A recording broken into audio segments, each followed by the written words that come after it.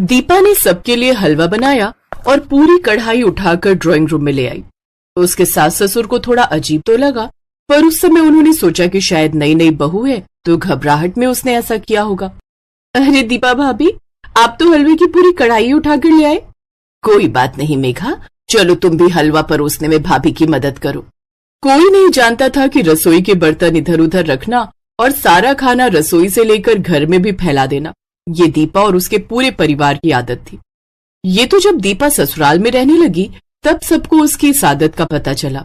दीपा, तुम रसोई के सारे बर्तन खाना बनाने के बाद बाहर क्यों ले आती हो? आज तुमने दाल चावल बनाए तो पूरा कुकर और कढ़ाई बाहर आंगन में रख दी, ऐसे थोड़ी होता है।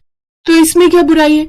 बार बार रसोई में जाने से अच्छा है एक ही बार में सारे बर्तन बाहर रख दो। हम तो अपने घर में ऐसे ही करते हैं। अब मैं ये थोड़ी है बार बार मैं रसोई में उठकर जाऊंगी कुछ चाहिए हो तो। सबके बार बार टोकने पर भी दीपा ने अपनी आदत को नहीं सुधारा। एक दिन दीपा के सास ससुर कहीं बाहर गए हुए थे। वहीं दीपा खाना बनाकर हॉल में बैठी हुई थी। तभी कुछ मेहमान आ जाते हैं। नमस्ते बेटा, आशा बहन जी घर पर नहीं है क्या?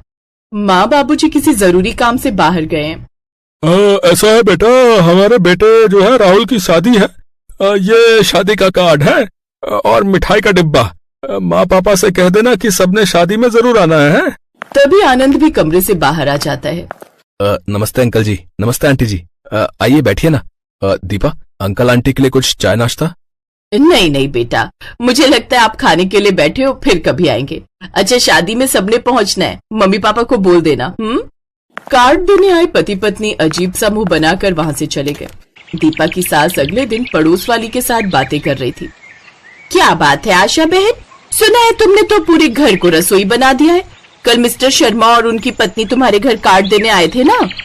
हाँ आए तो थे, क्या हुआ?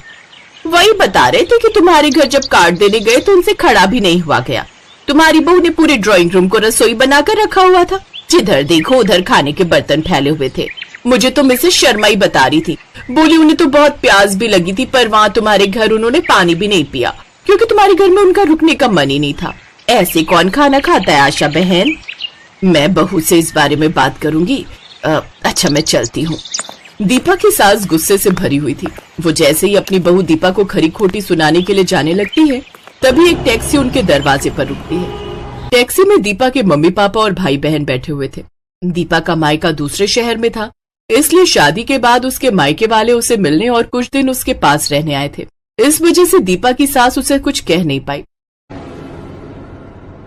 माँ पापा, ज्योति अमन, आप सबने तो मुझे सरप्राइज दे दिया।